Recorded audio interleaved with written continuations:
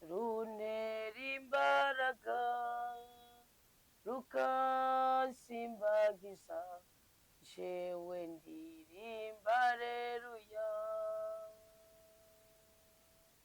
Fasha gukunda abandi Kristo nk'uko wankunze, bose bakumenye ko ari wewe mugenga.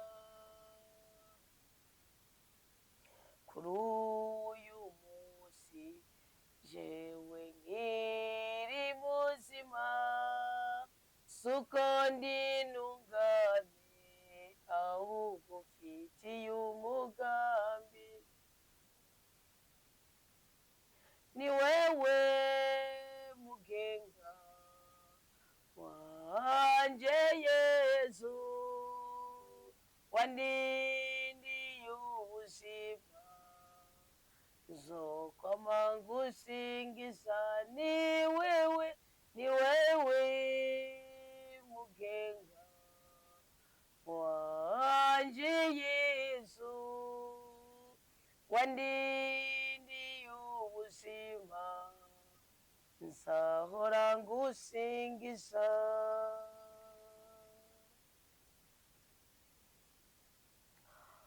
Uyu ni wa mwanya mwiza wo kuduga ku musozi w'amasengesho, umusozi wo gusengerako, umusozi wo guhimbariza kw'Imana. Kandi uyu mwanya mwiza turasabye ngo Imana yumve, ibone, yongere igaragaze ububasha bwayo mu buzima bwa twebwe abasabyi bayo. Bibiliya iravuga ngo uhamwa akwiye gutabaza Imana. Uruhamo urimo sindaruzi, sindanagwitwararitse cyane, ariko rwaba uruhamo rukomoka ku ndyarya mugendana, rwaba uruhamo rukomoka ku bupfubyi bwawe, rwaba uruhamo rukomoka ku bupfakazi cyangwa ubupfakare bwawe, rwaba uruhamo rukomoka ku bukene bwawe, rwaba uruhamo rukomoka ku kutamenya kwawe, rwaba uruhamo rukomoka ku mateka yawe, rwaba uruhamo rukomoka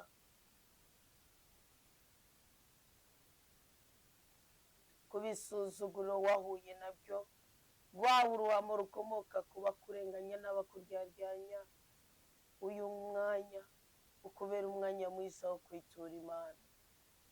Ndabizi neza ko kuko Zaburi ya 53:3 avuga ngo Imana aho yicaye mu ijuru yarunamye yitegereza bene Adamu, natwe aho ibyagiye mu birimba byayo byeranda iriko iratwihweza. Yo yunamye ngo ubitegereze, iri kwiraba ko hariho n'umwe yoba azi ubwenge akazamura umutima wo kurondera Imana. Dusize ibyo twariko turakora, turetse kumva byinshi twashobora kumva, kugira ngo tuze kumva ijambo ry'Imana, tubone gutabagwa mu ruhamo rwose turimo. Nawe wowe uri kurahamwa n'amadeni wafashe kubera kutamenya, ugahamwa n'ibyo ubona witayemo, utabona akamaro kabyo, uyu ni umwanya mwiza. Uyu ni umwanya mwiza wo kubwira Imana yawe akari ku mutima, wo kubwira Imana yawe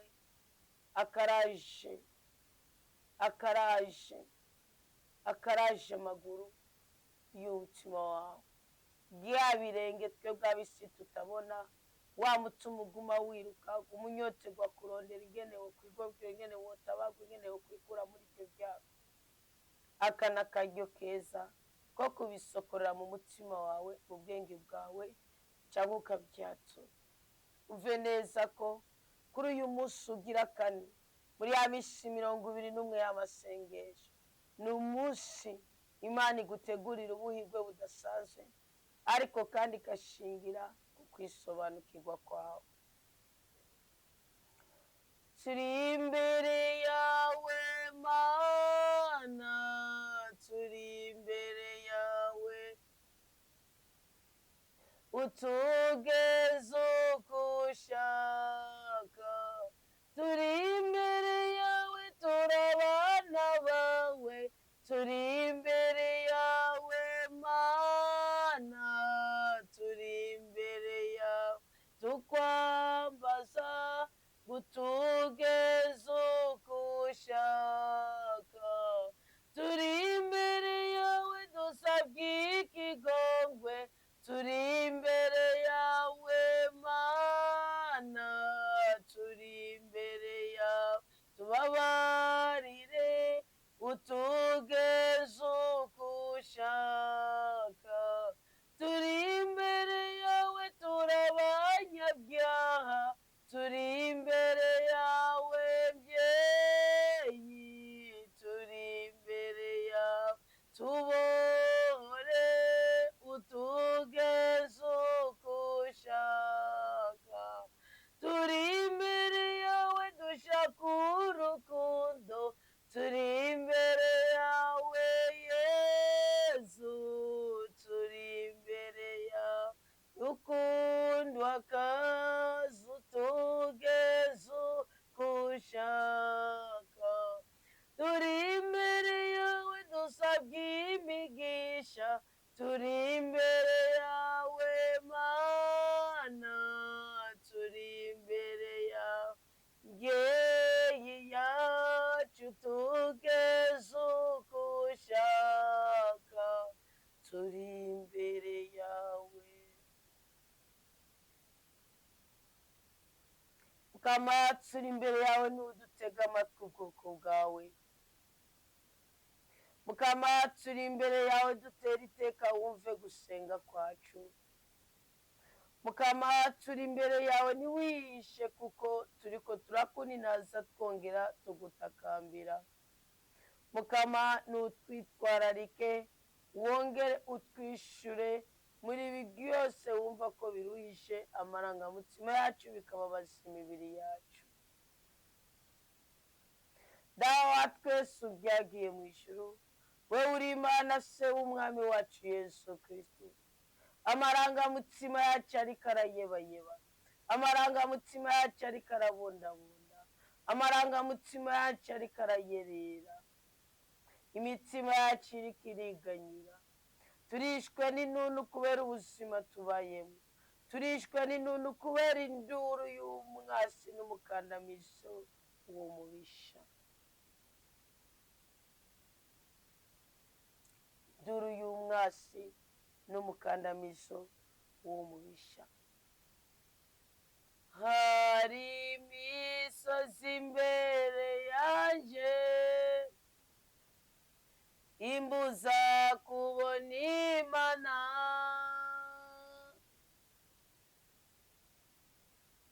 hari inkuta imbere yanje zimeze nk'iz'i Yeriko,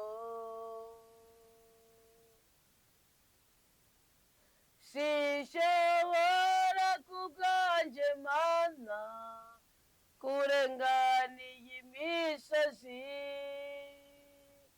shikiriza amasezerano nkomere mu nyonga zawe,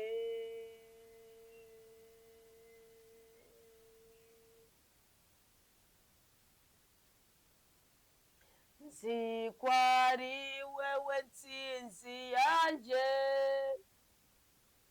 wamungwanira intambara, nta bubasha umwasi afiseko kuko waramunesheje, sinshobora kubwanje Yesu kurengana imisozi, shikiriza amasezerano nkomere mu nyonga zawe, sinshobora kubwanje Yesu kurengana y'amaganya, shikiriza amasezerano nkomere mu bwami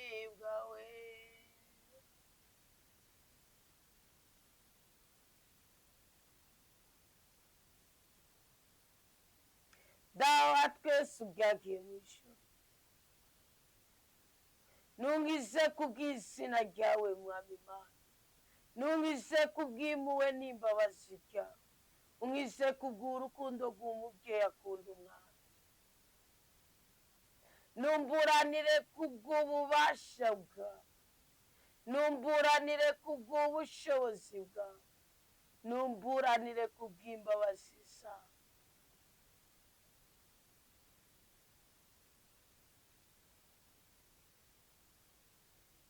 Numburanire kuko uri Imana irenganura abarenganijwe. Turiko turinjira mu izamu rya saa cyenda, turi hagati ya saa sita na saa cyenda. Iki gicaniro cy'ubutabazi bwawe ku buzima bwacu cya saa munani, Mukamana icirukana imyuka mibi yose iteje igisuzugura ubuzima bwacu. Mukamana icirukana inyatsi z'ubwoko bwose. Mukamana icirukana indoto zatubujije amahoro, duha izindi ndoto zidutera akanyamuneza. Mwami Imana nyaguhora kuri wowe rutare ku buzima bwacu. Dawa twese ryagiye mu ijuru. Izina ryawe ni Yehova Adonai.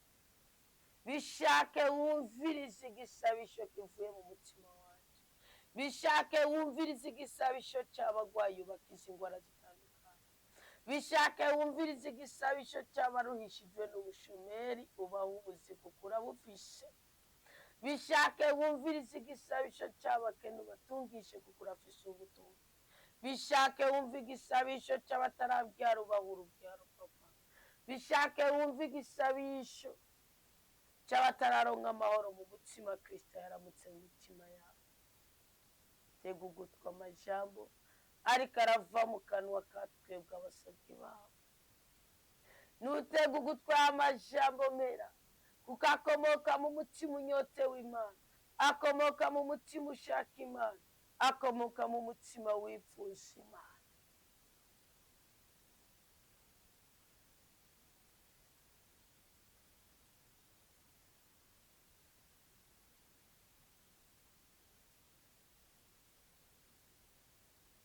Tugirire neza.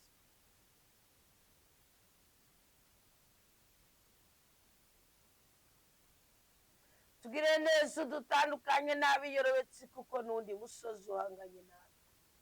Tugirire neza udutandukanye n'abatakaje inshingano.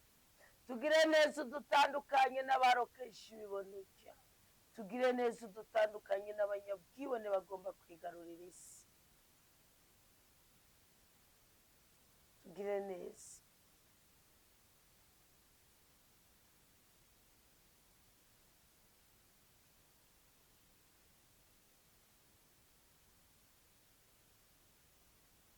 Ni wowe uri Imana mutabazi wacu.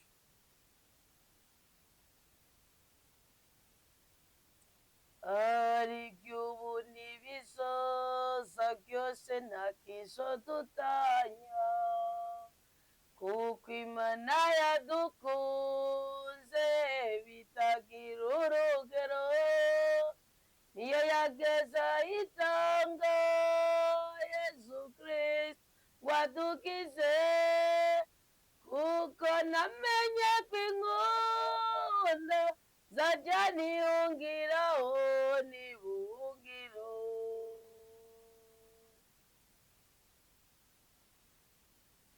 Ninegwa nkagwa mu cyaha nzotabaza Imana, koko nzikubita imbere yayo ntayizombabarira, isubize mu nzira kandi ndose agakiza.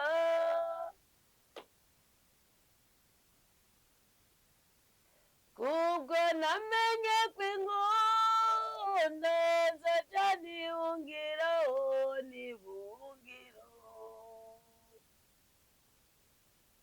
Abashakashaka Imana twese dukomeze iyo nzira, kuko yiyereka abayikunda n'umutima ukunda. Imana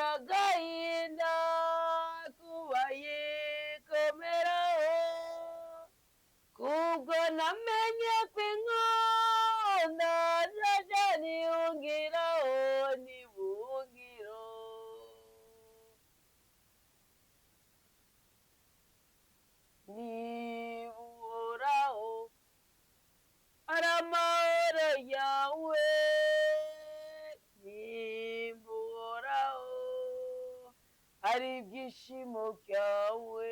Komeza komeza inzira watanguye, ntucike intege, wahisemo neza nshuti, Yesu Kristo turi kumwe.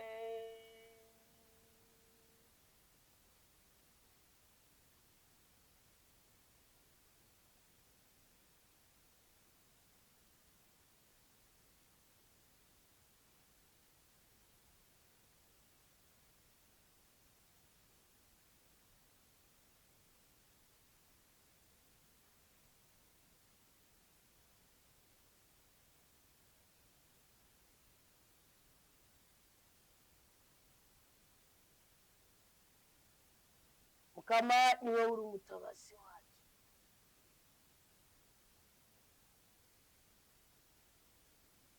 Ni wowe uri kumwe n'abadukunda bakadushigikira. Inaba abansi batugirira, inaba abarozi batugirira, inaba abanyabwibone batugirira, inaba abicanyi batugirira, inaba abasambanyi batugirira, inabi abatanga ishano batugirira, inaba abapfumu batugirira, inaba ababeshi batugirira, inaba abiyorotsi batugirira, inaba abanyabyaha batugirira, ni wowe wenyine ushobora kuyidukurako ukayisubiza kuri bene yo. Ibyo byose bikomoka mu kuri kwawe. Nuraba icyo babereye aba ari cyo bakorera. Mukama Yesu Kristo, dutwikiriza ububasha bwawe, imbaraga zawe, imbabazi zawe, ubwenge bwawe, urukundo rwawe, impuhwe zawe bitubeho. Nuturose ibyo turiko turagusaba uduhamagara neza. Turose ibyo turiko turagusaba uduha umugisha. Turakwemereye ko tuzokwama turiko turagushikanira imbagwa bimwe bivuye ku mutima. Turakwemereye ko tuzona inazi izina ryawe ryeranda Mukama, kuko ari ryo ryiza. Urakoze ko wemeye gukiza imitima yacu n'amarangamutima yacu. Urakoze ko wemeye kudukura kwamaganya y'ubwoko bwose. Urakoze ko wemeye kudukura kw'abasi b'ubwoko bwose. Urakoze kuduha amababa yo kuguruka tukagira hera ndahera. Mukama turagushimiye cyane. Mukama turagukengurukiye rwose. Mukama turakuninaje cyane. Mukama urakoze ko wemeye ko mu bwisho bwawe ariho tugira ubuturo bw'ubuzima bwacu. Urakoze ko wemeye kuturira imyenda. Urakoze ko wemeye kutugirira neza. Urakoze ko wemeye kudutabara. Urakoze ko wemeye kutubohora. Urakoze ko wemeye kudutera iteka. Urakoze ko wemeye kuduteturura. Urakoze ko wemeye kuduha umugisha. Urakoze ko wemeye kuduha umugwiza. Urakoze ko wemeye kuduha umunezero. Urakoze ko wemeye kuduha ibyishimo. Urakoze ko wemeye kudukura ku ibisuzuguriro. Urakoze kutubereye umuhoza. Urakoze kutubereye umutabazi. Urakoze kutubereye isoko y'ibyiza byose dukeneye. Mu izina ryawe Yesu Kristo umukozi mwiza. Reka dusengera abantu bari mu bitaro bitandukanye. Reka dusengera abantu bakitswe n'amagara. Reka dusengera abantu bagwaye indwara z'imyuka mibi. Reka dusengera abantu bagwaye indwara z'amayobera. Reka dusengera abantu bafise ibihute bididima mu mutima. Imisonga iratungana ntibamenye ikivuye ko kumara agahinda k'ibanze. Kaba Yesu Kristo nta namwe wagendagendeye ngo usige abantu bari indembe ntibyakunze. Yesu ugaragaze ko ari muzima kuri uyu mwanya mwiza twari kumwe nawe. Twinjire mu irembo ry'ubwami kuko tuzi ko waduteze amaboko ngo twakire kandi turuhurire. Yesu nutugire neza abana bawe. Yesu nutugire neza ubwoko bwawe. Yesu nuduhembure kandi turagushimiye, turagukengurukiye, turakuninahaje, turagutakambiye ngo iri sengesho rikomeze gukorera mu mitima yacu. Iri sengesho rikomeze gukorera mu buzima bwacu. Iri sengesho rikomeze kwirura imitima. iri sengesho rikomeze gukiza abagwayi, iri sengesho rikomeze gutyorora abatyoye, iri sengesho rikomeze kurandurana n'imisi bitega n'ababiteze, iri sengesho rikomeze kwirukana inzoka n'icagwatsi mu buzima bwacu, iri sengesho rikomeze kwirukana ibitero byose n'ibitego by'abarozi, iri sengesho turagushimiye ko rigiye kwa miryango, iri sengesho rikomeze kutwuzuza na mutima mweranda, iri sengesho rikomeze kuduhuza n'umugambi w'Imana mu buzima bwacu kuko niwe utigera uyoba. Ndaciye ko turi abanyamasezerano, ndaciye ko turabo kubohoka, ndaciye ko turabo kurekurwa tukava mu ibohero, ndaciye ko turabo kurekurwa tukava mu ibohero, ndaciye ko turabo kurekurwa tukava mu ibohero, ndaciye ko turi abana b'Imana, ndaciye ko turi abanyentsinzi, ndaciye ko turi abana bamushobora byose, ndaciye ko turi abana ba nyen'ijuru n'isi, ndaciye ko turi abana ba nyen'ibitangaza, ndaciye ko turi abana bonyene ubuhungiro, ndaciye ko ataco tuzobura, amaraso ya Kristo aradutwikiriye, imbabazi z'Imana ziri kumwe natwe, urukundo rw'Imana ruri kumwe natwe, Imana yaduteze amatwi, Imana yumvise gusenga kwacu, Imana yabonye hatungera imisonga, Imana yabonye hatungera agahinda, Imana yabonye yishije ubugumba, Imana yabonye yishije icyangiro, Imana yabonye ahari isoko ry'amadeni tugendana, Imana yabonye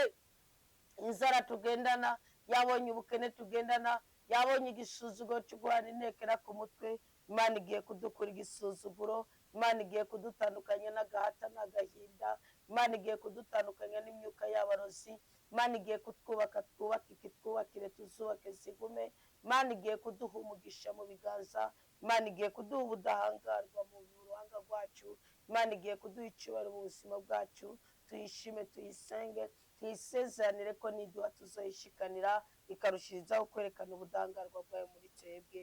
Amen, amen, amen, aleluya. Mana urakoze, Mana ndagushimiye, Mana urakoze, Mana ndagukengurukiye, Mana urakoze, Mana ndagushimiye, Mana ndakuninaje, ni wowe Rahayiroyi, ni wowe Adonai, ni wowe Elijibo, ni wowe Tsikidamu, ni wowe Rahi, ni wowe Yire, ni wowe uri Imana mushobora byose, uri itanguriro n'iherezo, nukomeza uduhezagire ubwoko bwawe. Amen.